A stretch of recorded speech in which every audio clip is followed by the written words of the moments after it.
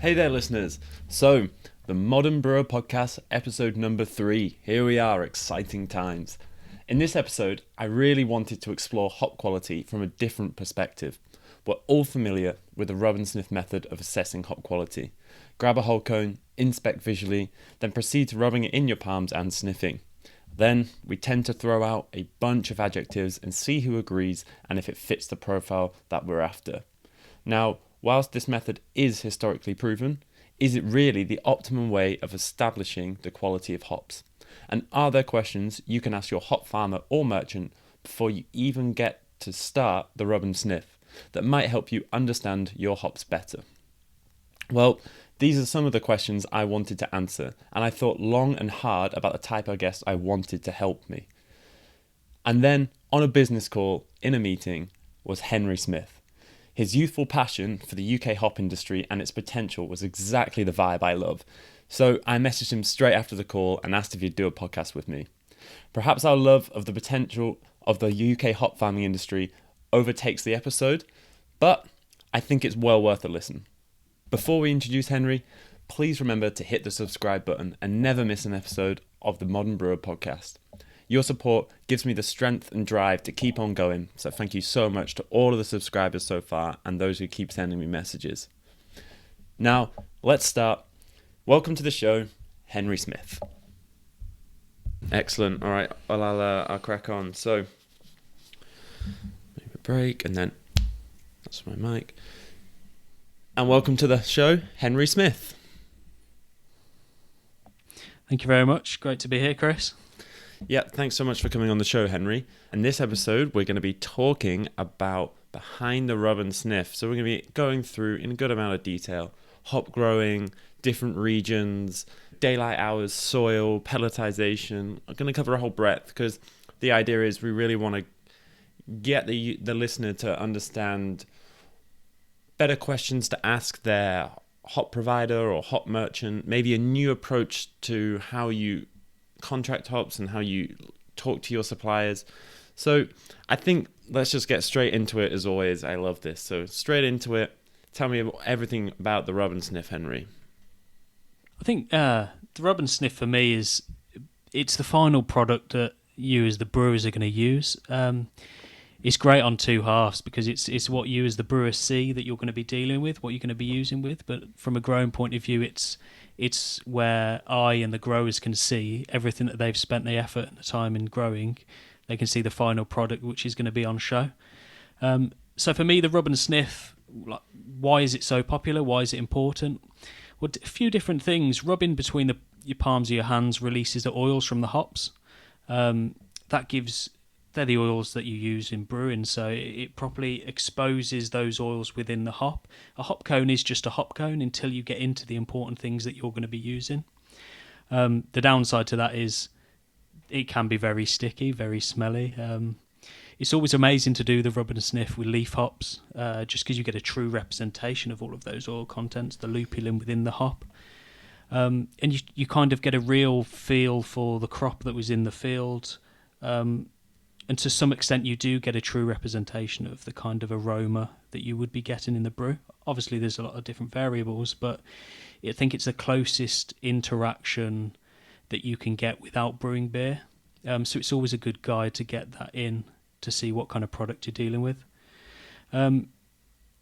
Obviously, rubbing hops, two things. You get the aroma, you get the stickiness. They're two things to look out for, but also you'll get to see how dry the hops are.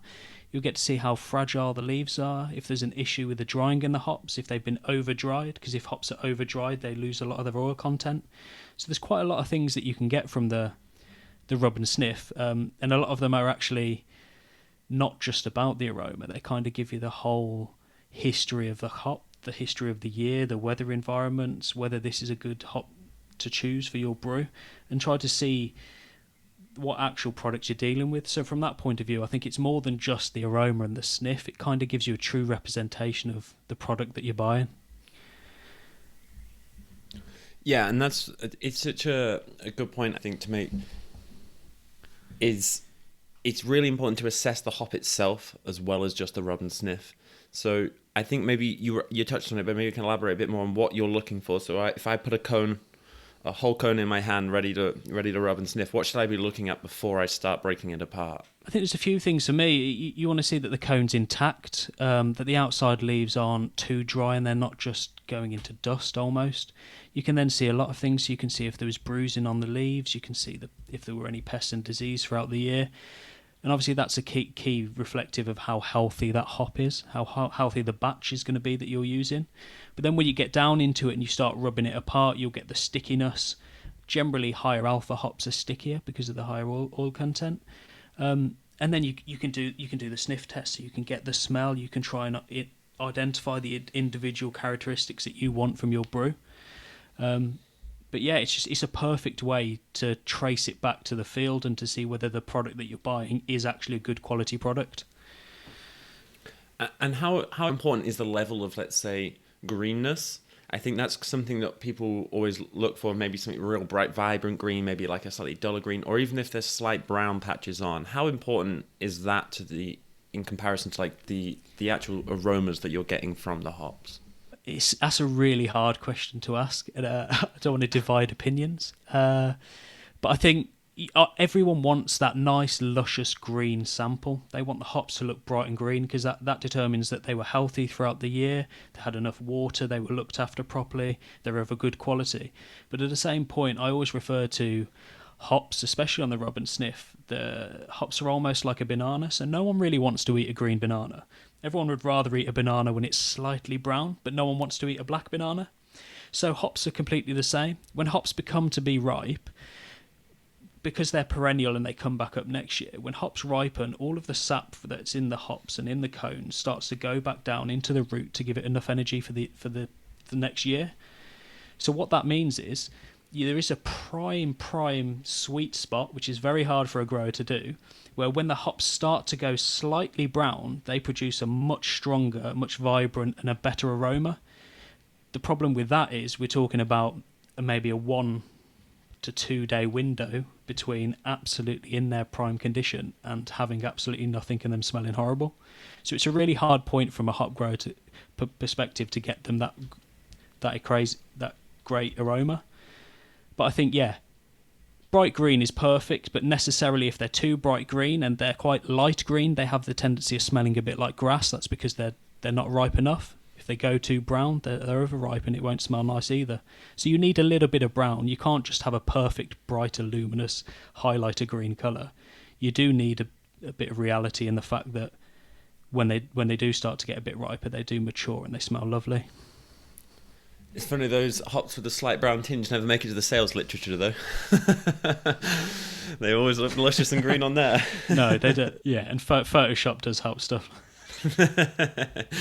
Exactly. I mean, so outside of the rub and sniff, which I think maybe actually I'll just go back to that quickly. So for the rub and sniff, we were talking about whole cone, yet most brewers are using pellets. So I've always found it really interesting, and there was a point in my career where I was almost against smelling whole cone hops because we were just using exclusive pellets, and I was like, it might smell, it doesn't really matter what it smells like now, because if it's going through a pelletizing process, it's going to change, and if it goes through a particularly poor pelletizing process, then it's going to change significantly. And I did actually found there was some element of truth in that. It was really a bit, when I was a bit younger, maybe a bit more ignorant, but I did find that there was hops that I would be rubbing and sniffing thinking, yeah, these are outstanding hops.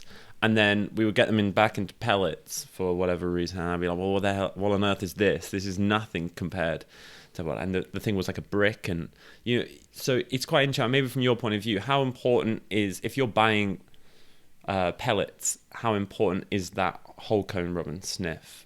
I think the whole cone rub and sniff gives you the initial kind of quality of the product that you're going to get. You can rub with pellets. It's a lot harder because some of them, they're very small and they're harder to break up, and you don't get a true representation because it is a flower. So when you do it with whole cone, you get a true representation of the crop in the field. But I think if you can smell the whole cone and then it's going to be processed and pelleted, the biggest thing for me is the time scale of when it gets pelleted, or we call it processed, from when it was grown in the field. So what we try to do with a rule of thumb with our farm is we try to harvest the hops in the field, get them dried, get them baled, get them pelleted straight away and cold stored. That makes a huge difference. The issue with having whole cone hops and not putting them in mylar foils, if they come in the 60 kilo bales, is they can be left outside in a humid environment. They could be in an ambient kind of temperature, and they will degrade quite quickly. If you can process them, get them nitrogen flushed, vacuum packed into a mylar foil, the quality difference and the duration that they stay to that quality is phenomenal. Yeah, that's amazing. We're actually going to touch on that later on in the podcast for those who are listening and really intrigued to hear more about that. But let's just quickly bring it back. So what are the other types of analysis or other types of methods that people can look at to assess the quality of their hops? There's a number of other things that we can measure when looking at hops. We can do the alpha acids, the isoalpha acids, and the beta acids. They can all be measured. Alpha acids are commonly known for their bittering, and all of this can be measured through the high-performance liquid chromatography. The equipment that is used is pretty accurate, but we find as well that if you're going to, when you get measurements of alpha acids, say you've got target and it's, 10% alpha, for instance, if you can get that harvested, processed, pelleted and vacuum packed straight away, then you will retain most of that percentage of alpha acid. If they sit on someone's farmyard or they sit in a random shed, then those alpha acids percentages will degrade within time. So for the alpha acids that we see as brewers, what point is that sample taken and analysed? So from my point of view, and what we do is we take that sample straight after harvest. So we harvest the hops, we bale them, we send them to the cold store, then we take an alpha acid percentage, we do the test on them, and then we do the test again before we send them out to the client. So if a client takes hops that have been there for a year in the cold store, that generally doesn't happen, but if they have, the alpha acid might be a little bit lower than it was during harvest. Different hops react to duration of not being put in a brew within a quick time, so some varieties degrade quicker than others and to a higher percentage, but we test twice, when we get them and then when they leave. So what we see as brewers is representative? Yeah, it is. I can't speak for everyone else on the market, but the biggest thing that we do kind of different to a lot of other people is, if you came to me and you said, I want a British hop that's got 6% alpha, then I can give you a British hop that's got 6% alpha, which is what you're talking about, and that when you get it delivered will have the alpha that it says on the packet. Yeah, does that change? So, I mean, from your experience and going around to the hop farms, not just the UK, I'm saying, Europe and America as well, do you ever see cases where that might not be true, where the alpha acid is not necessarily representative for, I'm not going to say foul play, but there may be, for whatever reason, that their alpha acid the brewer sees may not be correct? I think that could definitely happen, and it all depends on the storage of the hops, whether they're cold stored, how they're packed. Are they packed in a mylar foil? Are they just in a bale sack? Are they whole cone? Are they pellets? A lot of that depends, but when we're talking about processing the actual hops, from our point of view anyway, if you took a 10% target whole cone and we pelleted it, then you would be within 0.3 roughly percent of the same alpha after pelleting. So our method of pelleting does not take that much out of the alpha acids. That's great. So let's go into a bit more of the overview of the hop process. So if you want to talk through the listeners from your whole experience of the hop process. Okay, yeah, cool, that's good. There's lots of methods to grow hops. And obviously it takes a lot of research and learning from your mistakes. I found as a hop grower it's actually quite simple. So in the UK we rely heavily on having a good root system and root stocks. So what this means is we don't really have the ability to switch varieties quickly in and out every season. So we have to kind of preempt what the market's looking for. The upside to that is by creating a strong root system. Our soil in the UK, specifically in Kent and Herefordshire and Worcestershire, is absolutely fantastic for growing hops, and it's what makes them incredible. But that means that we have to look after the rootstock. I know I've used an analogy on here already, and I use a lot of analogies, but I like to use the analogy of the soil being like our immune system. If we look after the soil structure, the natural bio in the soil looks after the roots, and then the roots looks after itself. This in turn means that gone are the old days of throwing lots of chemicals on plants and doing things quite in a caveman style. We can limit those chemicals and promote a healthy plant that almost looks after itself, a lot like looking after our own immune system. This gives us then a strong, resilient root that can deal with having the droughts in the summer, the flooding in the winter, the heavy winters. So if we can look after the root system, which a lot of people think is a bit of a negative, it means that we've got a stronger, more consistent plant with consistent yields, which obviously in turn give brewers a consistent crop to choose for and ingredients to use in their brews. We use personally, our farm is quite heavy on the mechanical side, which means we use a lot of chemicals in general. We've tried lots of things, so we grow ryegrass and vetch down the alleyways, which is in between the hop plants, which hold nitrogen and promote nitrogen, don't let nitrogen leach. So with those two things being said, we use a lot less chemicals, we use a lot less synthetic fertilizer. But growing hops are a weed. Everyone knows hops are a weed, so they kind of grow anywhere. But to grow them to a high quality consistently year after year is a bit of an art form. But as long as you get the foundations where you look after the root, that makes a huge difference.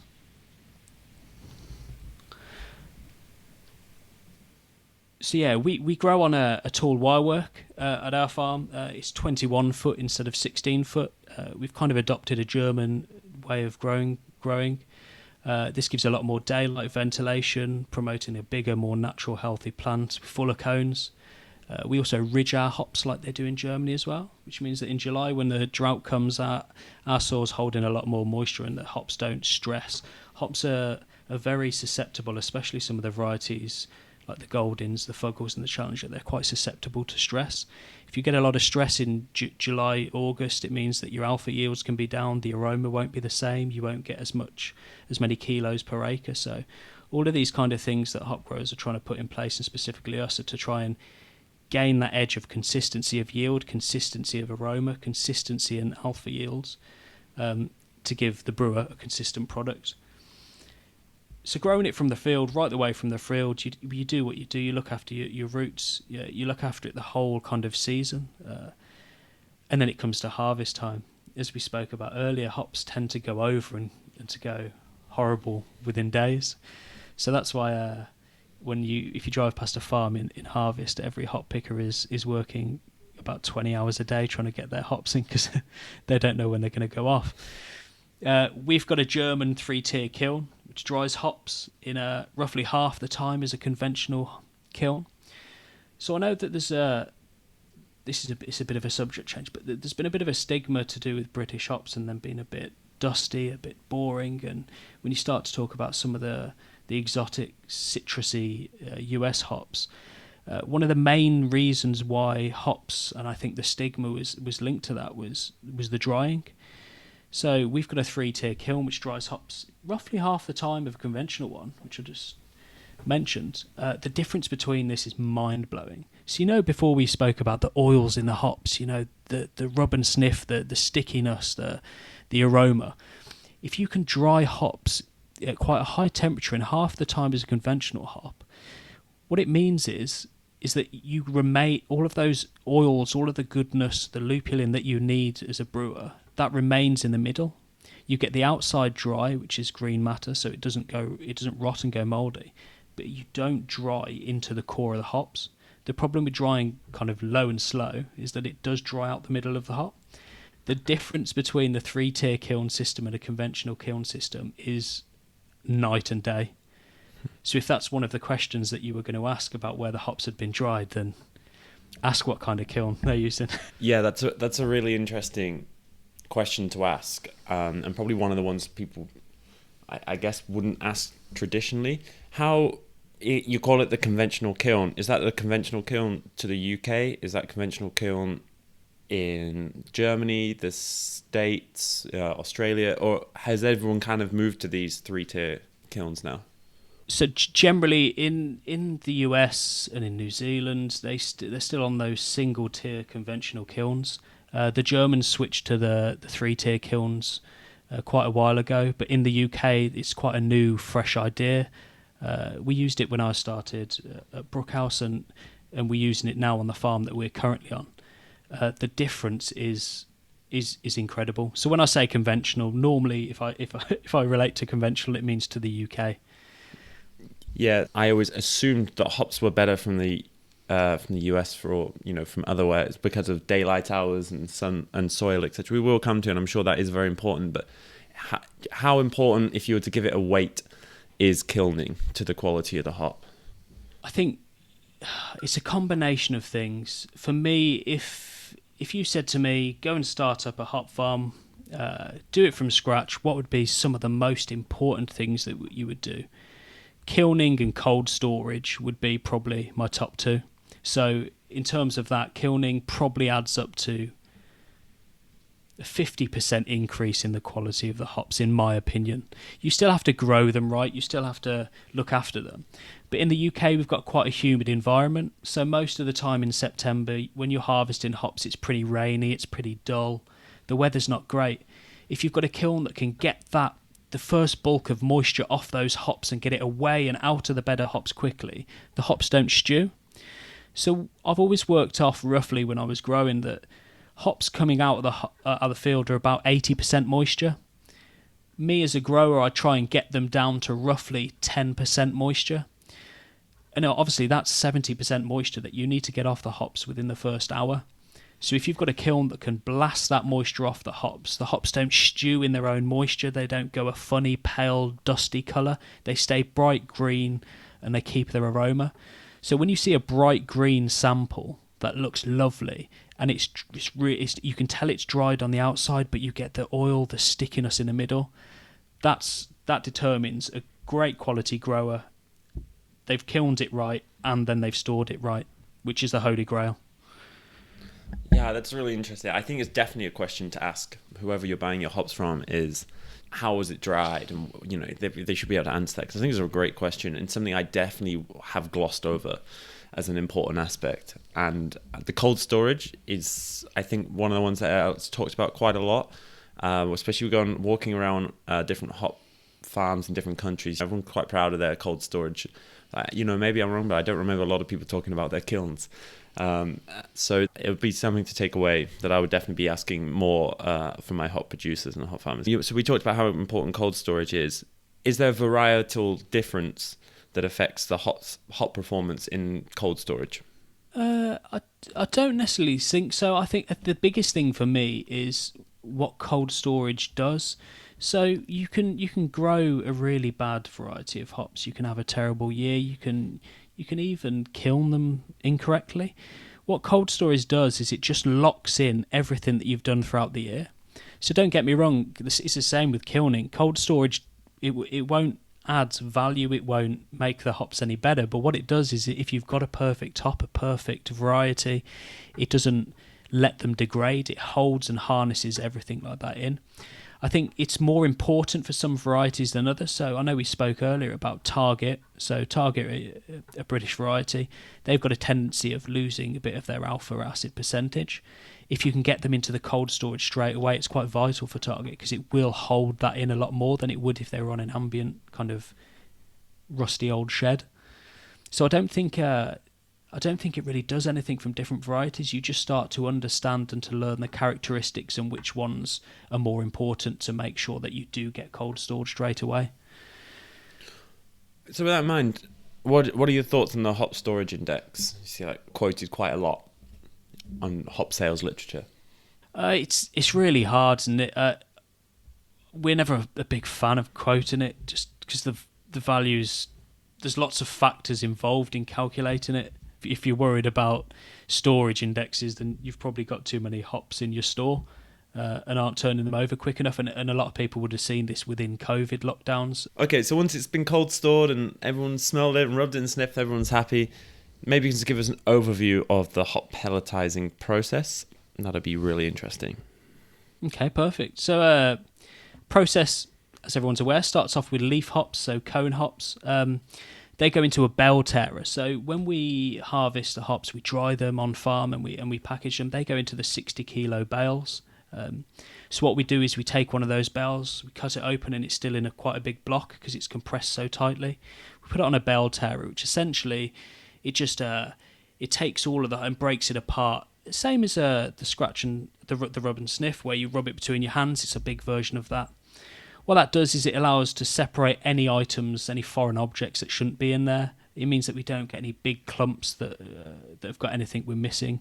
So we use a lot of magnets, and we've got different systems and different belts which can pick things out. So if there are any random little bits of bale clips or anything that have snuck in there, it'll decipher from those.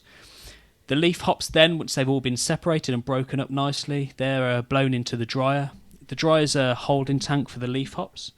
So what that does is we congregate quite a lot of leaf hops in this dryer just before they're about to go through the hammer mill. That just means that it's easier to do and easier to keep the hammer mill going at a consistent kind of pressure.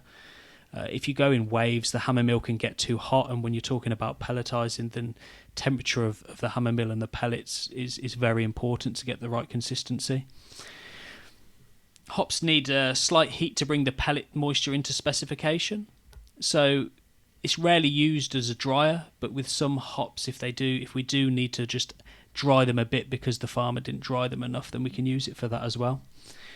This dryer, this big holding tank, then feeds the hammer mill, and the hops are smashed until they pass through a screen. It's almost like a big sieve, if that makes sense, a big sieve metal plate. The holes in the screen depend on the variety of hops used. Generally, we use about an 8mm screen for aroma hop and 16 to 20mm screen for high alpha hops. The bigger the more alpha hops, the higher alpha hops have a bigger hole, just so that we don't compress any of the oils out of them. Oils mean that they can get sticky, so if we push them through the aroma holes, then they would just get jammed up and wouldn't end into nice pellets. The hammer mill then feeds the mixers, which further homogenise the leaf before moving the smashed leaves onto a press. The broken up leaf is then pressed through a pellet die, which is normally roughly about 5 to 7 metres in diameter, and they're the end T90 if you want to talk about pellets that are produced. I mentioned before that temperature's a huge thing, and I know that a lot of the listeners will be thinking, I've seen those small pellets that are really kind of charred and burnt and really hard, and they don't break up. If we try to keep ours around and not higher than 40 degrees C. If you move them and they go for any hotter, they start to char, they homogenise, and they go too tight, and these pellets won't actually break up in the mash. That means that obviously you're not getting as much product from the product that you actually are, because a lot will be left. After they've been heated and the pellets have left the press, they move across a cooler bed, cooling the pellets and removing any excess dust before they go into a foil packaging machine. We use the mylar foils. The foil sachet is formed and purged with an inert gas, and then the gas is introduced into the sachet as it's filled. This means that it pushes all of the oxygen out, so there's no oxidisation. Once these have then been heat sealed, you're good to go. They will stay that quality for a long time. Yeah, so what determines how hard a pellet is? Because there's some pellets you receive that you're pretty sure if I threw at glass would crack the glass, and there's some that you get that are like all really loose, almost in some cases too loose, but others quite, the craft brewer generally tends to prefer the less hard. So what dictates how hard a pellet is? There's a couple of different reasons. Temperature is one, like we spoke before. If your hammer mill's running too hot, then it will kind of char the outside and make them into a tiny little bullet. The other one is just capacity. A good question, we're going through questions to ask your merchant or the person you're buying hops from is, what is their capacity? How many kilos do they put through an hour, a day, through their pelletizer? It's like a bit of a bottleneck. If you try and absolutely ram as many hops as you can through that hammer mill as quick as you can to try and get to a high capacity, the temperature's going to be more, You're going to be missing out a lot of steps, cutting a lot of corners, and that in fact then will determine whether you've got a rock hard pellet. So rush in the process and temperature are the two things that will make a pellet rock hard. Is there anything to do with the die size that is important? I think that's the other thing. Actually, it's a good job you mentioned that as well. If it depends on the type of hops, like I mentioned before, if you took a high alpha hop, a very oily hop, and you were trying to shove it through a very small die, the pressure created in doing that would just make it turn into a small brick again. So choosing the right die size, the right screens for the right variety is quite important, and that's just linked down to experience. I remember when we started off first pelletizing, we'd pelletize some and then put them in a lunchbox and shake them around to see if they broke up, how much they broke up, if they didn't break up at all. And it's just a real process of elimination. And I think as long as the merchant's on top of their orders and they're not rushing, then they can provide that pellet quality that everyone wants. And a lot of it really is down to the brewer. The questions that need to be asked or the things that need to be told to the merchants are, how do you like your pellets? If you don't want them rock hard, ask the questions, ask them about their process, kind of get to the bottom of it. I don't think any merchant would turn away from these questions, because ideally we want to provide you with a consistent great product which could create consistent great beers. Yeah, so a great question to ask your hop merchant is, has it passed the lunchbox test? I think if any merchant told you that other than myself, then... It is funny because I was actually on a hop tour in Germany once, and I remember it was a group of craft brewers. It was quite a while ago, and one of them asked, why are your pellets so hard? And it was like, why do you not want them hard? I was like, well, because we dry hop with them. We want them soft so they break up easy. Otherwise they sit at the bottom of the flint. And this guy's face just dropped. He was like, what? He couldn't believe it. Like, it's just against everything he thought. Because I think there is traditionally, and maybe you can tell me I'm wrong, but before, let's say, the craft brewing boom, like a rock hard pellet was fairly sought after. I think in the newer stage it was I think brewers knew that there wasn't going to be any waste, but I think you answered the question perfectly when you were talking about when you went on the hop tour in Germany. If you take 5 kilos of pellets and you want to dry hop with them, you're probably only, if they're rock hard, you're only getting probably 2-3 kilos worth of them out of them. So I think once all of the brewing equipment has evolved and the way that you guys do stuff and the efficiencies that you need to do it for, rock hard pellets have been seen as not being actually safer and locking on all of the product. They're not actually very efficient because you're not getting your whole money's worth out of them. So what is your opinion on the technology of pelletizing, farm to farm and, let's say, country to country? How does it differ, and how important is that pelletizing technology to the quality of the pellet that you receive? It's massive. So we've got quite a big pelleting machine.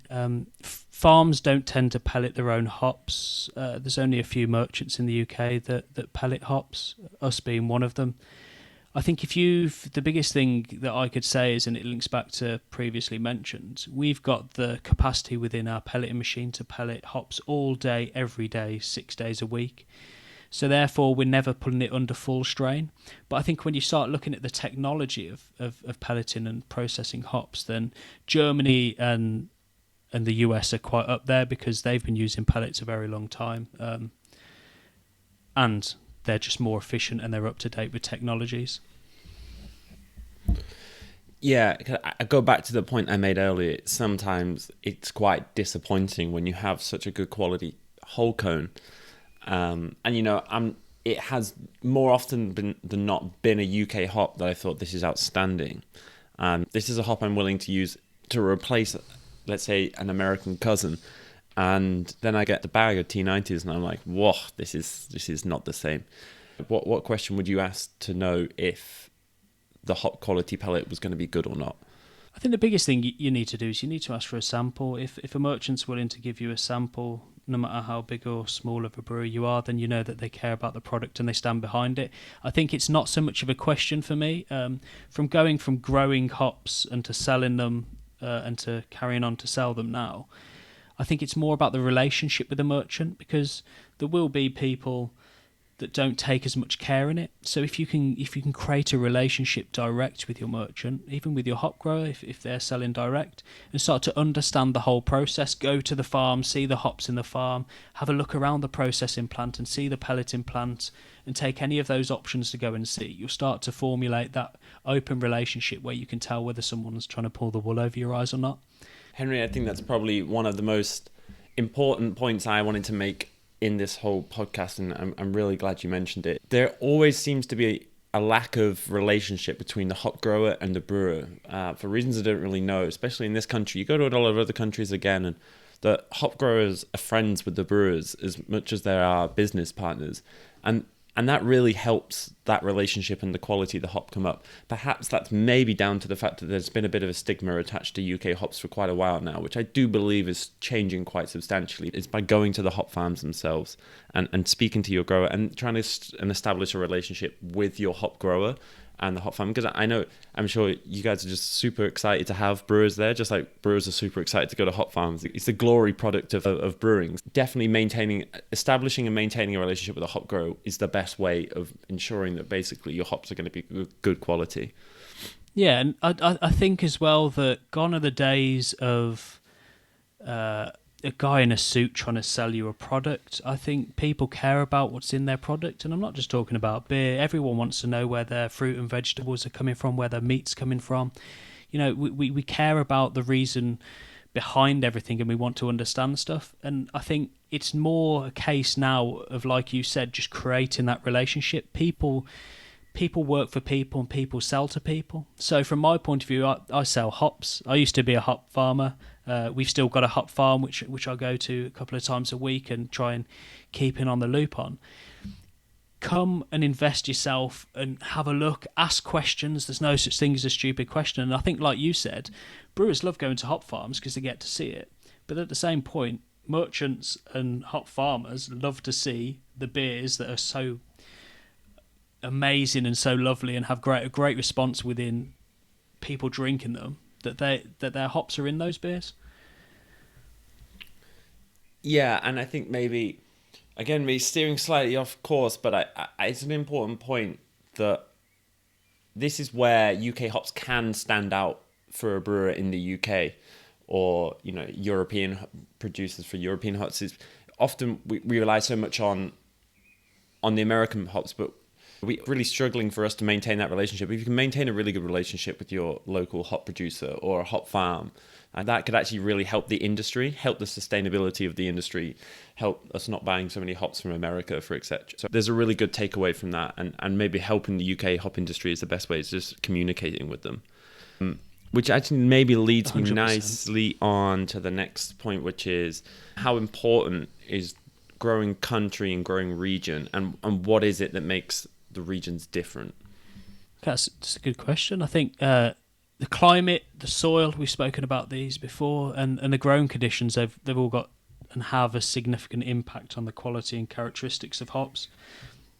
For example, that hops grown in cooler climates tend to have a higher level of alpha acids, which obviously, as we know, contribute to the bitterness in beer, while those grown in warmer regions tend to have more delicate aroma profiles. There's obviously a lot of things that we can do to change that. So the US are quite heavy on irrigation, so they can they're a warmer region, and they can grow some very pungent aroma profiles by just manipulating a bit of water through irrigation.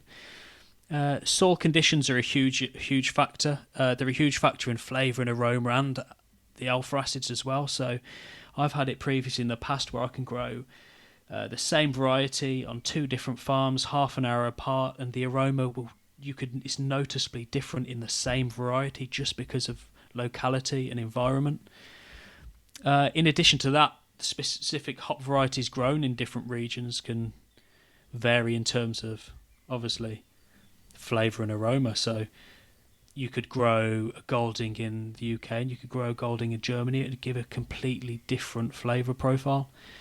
And certain hops and varieties are well suited to specific growing regions. So Bramling Cross, for example, everyone loves Bramling Cross. I love Bramling Cross, but I hate to grow Bramling Cross. Bramling Cross, as an example, loves a very cold, hard winter. We've stopped getting that as much in the UK now, so it's very, very hard and temperamental to grow, but brewers love it. If they get a very hard frost, hard, tough winter, then they come back with so much vigour in the spring. It's unbelievable, and you'll get a fantastic crop. Because we're in the UK, whether we get a mild winter, a rainy winter, a cold winter, a winter with 30 degrees, which will probably happen at one day, it's really hard to grow certain varieties. So certain varieties reacted to being grown in different places better than others.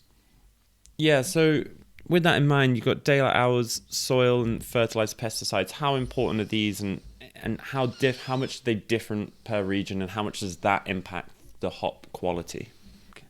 So hops they're a long day plant. Hops that are in the fields right now, and we're in May now. Hops that are in the fields in the UK now will probably be less than a foot high by the end of kind of June. So June the 21st, they'll be aiming to be at the top of the wire work. So between now and the 21st of June, which is just over a month, so I think that's maybe 5 weeks away, they will grow 16 foot in height. So they are a long day plant. As soon as that longest day of the year comes, June the 21st, and they stop growing upwards and they start to promote cone growth and they put out their flowers. So in general, hops require at least 15, 16 hours of daylight during the summer months in order to produce a good crop. And obviously different varieties thrive in different conditions, and some of the varieties come out a lot with vigour and then the vigour stands off. But normally, the longer days you have, the better the growing season. For soil, hops require well-drained soil. All in all, they don't like to really have wet feet, especially because they're perennial. They overwinter, so hops go dormant in the winter. We spoke about that oil, the energy, the vigour, the sap going down into the root. If they're just sitting there with wet feet, then they tend to come up with a lot of pest and disease. So well-drained soil, which is all on the farmer, the soil should normally have a pH between 6 and 7. And farmers test that regularly just to ensure the nutrient levels are adequate and the soil conditions are perfect for growing. There's two main growing regions in the UK, which are Kent and Herefordshire, Worcestershire. Kent, the soil tends to be sandy, quite well drained with a relatively low pH. It's ideal for growing hops, really, because it allows for them not to have the drainage, but to also hold a bit of moisture, and it allows for good root development. In Herefordshire, it's typically heavier, more clay-based, kind of the sandy, loamy soil, which has a higher pH, but also that can hold moisture. So in the drought times, you can have a hop and a soil that holds a lot of moisture. The heavier soil tends to hold lots of moisture and is an advantage over the sandy soil. Ultimately, the suitability of soil for a hop grower will just depend on a range of factors: the hops, the varieties that are grown, the methods that you grow them with. So when you start to think about hops in the field and the people that grow them, they're kind of doing all of these scientific equations in their brain to see what soil have I got, what variety would be best for that soil. I can't put too much of that variety in because I'd never harvest it in time. So all of those things generally have quite a big agricultural difference.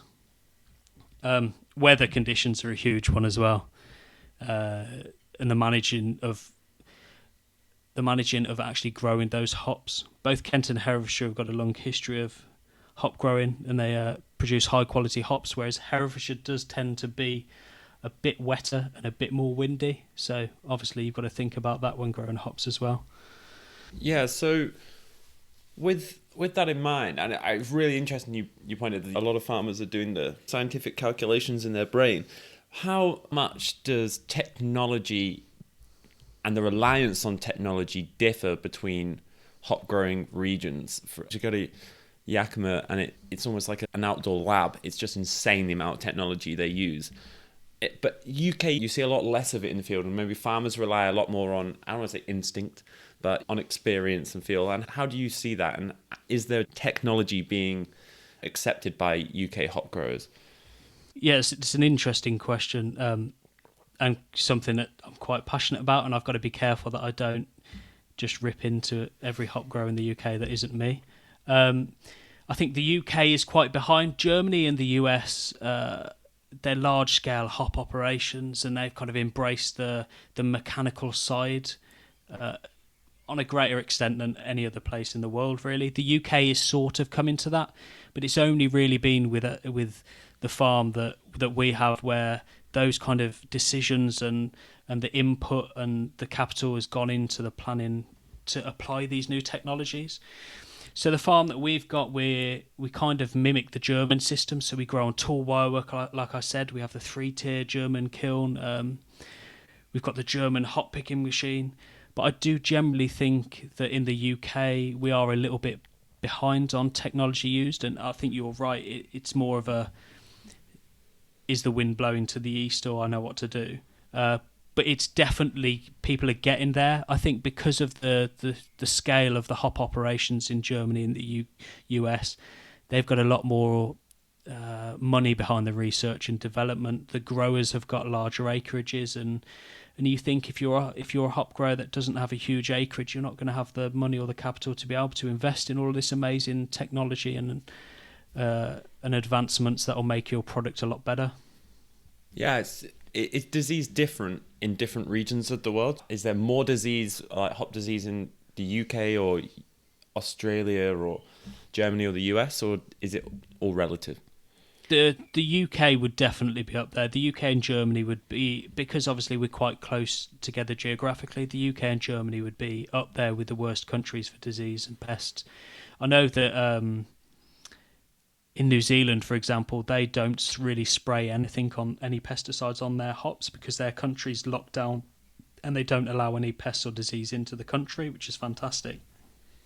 But yeah, it's definitely, I think the UK and Germany are quite high up there on the list, and it's mostly to do with our atmosphere, the environment, the water, everything like that. So I think UK and Germany are definitely up there with pests and disease. And can technology help with that? Massively. And I found this when I was a hop grower and trying methods that a lot of other hop growers said wouldn't work. So we use a variety of things on our farm.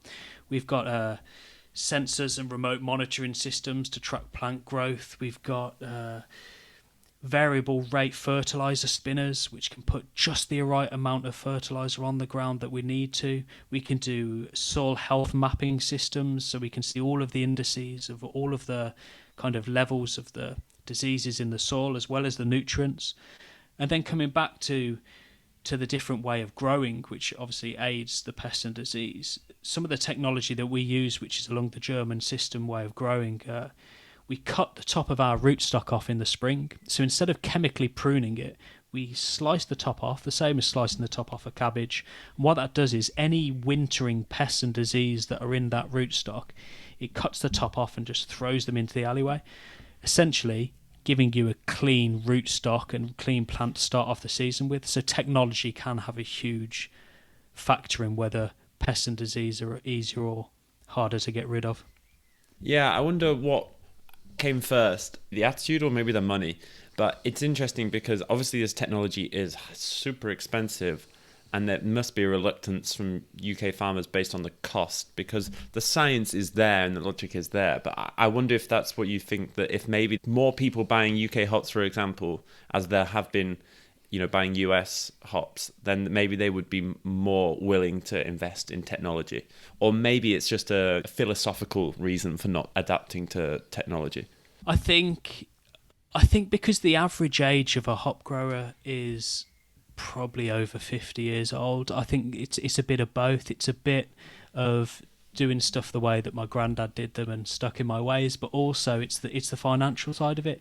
If you're thinking about implementing and spending a lot of capital on something that might work or might not, and you're still only going to sell a certain amount of hops, if people do start to realise that there are some amazing British hops out there, they don't carry the stigma that they did, they've got some great hops that they haven't got to go and travel the world to go and get, then in turn people will start investing and spending more money on things. Yeah, exactly. It's an interesting point. Is there a new generation of hop farmers coming through? I think there definitely is, and I think at one point I was the youngest hop grower in Europe, which I'm 31, so I'm not a spring chicken anymore. I know that doesn't make me old, But I definitely see there's a lot more younger people involved, a lot more people wanting to get involved, and I think it's the same in the brewing industry. When the craft beer revolution has taken off, and there's people trying things that no one would have thought to try 10 years ago. The different beers that are coming out, the ideas, the combinations, and the recipe ideas going through. I think it's in all industries. It just takes a bit of enthusiasm and people trying to take the chance on British hops to G up the farmers and get them to start to push a bit harder. Yeah, exactly. That youthful approach and the adoption to technology is going to help all industry. Well, it helped the craft industry, and it's definitely helped the hop industry. So, I mean, we have talked a lot about UK hops today, and I think that's great. I think it's from both a sustainable point of view, from supporting your local industry point of view. I think it's great, and I think there has been a lot of stigma over UK hops, but I really do think that it has turned a really significant corner, and I think it's something we should definitely be looking at as producers, as buyers, to establish those relationships with your hop farmers and try and replace some of those varieties.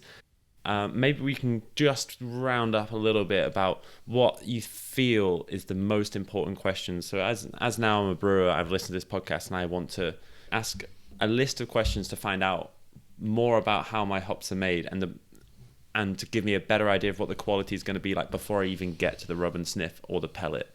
What would you think those top questions would be? Yeah, I think some of the most important questions are the basis for starting relationships. So kind of, what varieties do you grow? Do you grow them on your own farm? What kind of technology are you using?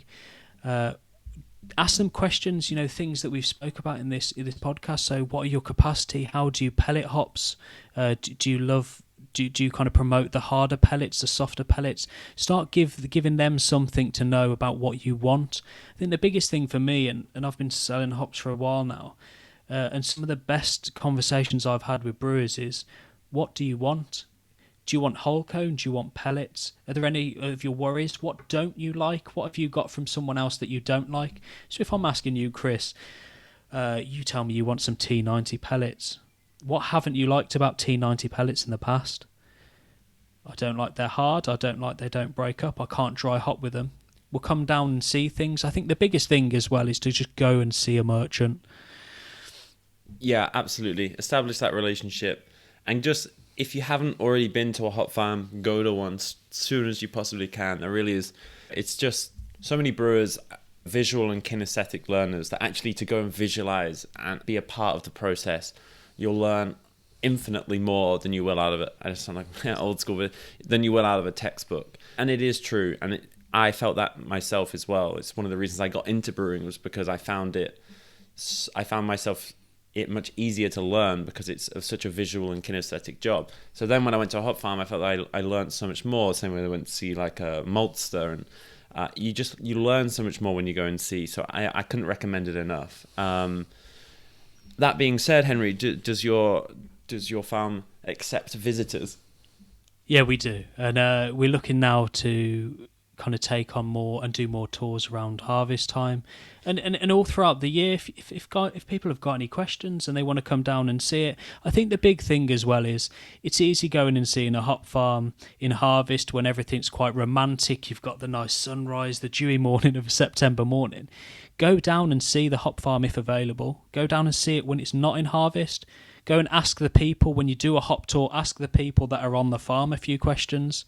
It's easy to just ask the person that's trying to sell you something a question and get an answer to it. But I think when you see it, like you've just mentioned, Chris, when you see it for your own eyes and you can see the product, you can see the enthusiasm and the passion for the people that are there doing it, that kind of answers all the questions that you could have. Yeah, I imagine going at harvest time is not probably an appropriate time to go and ask loads of questions. It's the equivalent of like someone coming in when you're mashing in, starting 2 CIPs and trying to train someone. Some person comes in and goes, "Oh, hey, so this is what are you doing over here?" You're like, "Oh, okay, man, leave me the hell alone." As you're trying to be polite. So I'm too busy for this. Yeah, I'm too busy. I think a couple of other good questions to ask is kind of, what hop varieties do you grow versus what hop varieties can you get? What's the availability of those varieties? And I know this is a question, and a lot of brewers don't like looking too far in advance, but last year was quite a bad year for the yield in the UK, so we were down quite a lot on the 2021 crop. So having an idea of what hops they can get, how much stock they carry versus how much you will need, and then trying to work that accordingly. Because hops are grown in the field, you can't ever tell whether you're going to have a great year or a terrible year until they're in the bale. So I think these are some of the questions that people can ask as well. Yeah, absolutely. And also talking about pelletizing as well, as you said, like what's your capacity?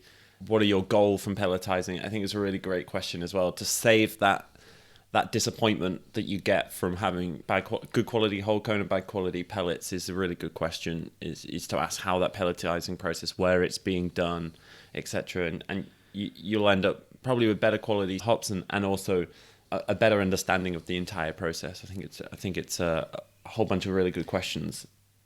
Yeah, and I think as well, the most important from me is, if I was a brewer, I'd be asking a merchant, what else do you offer? Do you offer any additional services or support if I need them? What else can you do? Do you do blends? Can you help us with our recipe? Like, ask those questions, because you can tell whether someone's going to go the distance and be there for you, and trust someone that's honest. Because if the hop crop has had a bad year and someone tells you it hasn't, then I maybe wouldn't buy hops from them.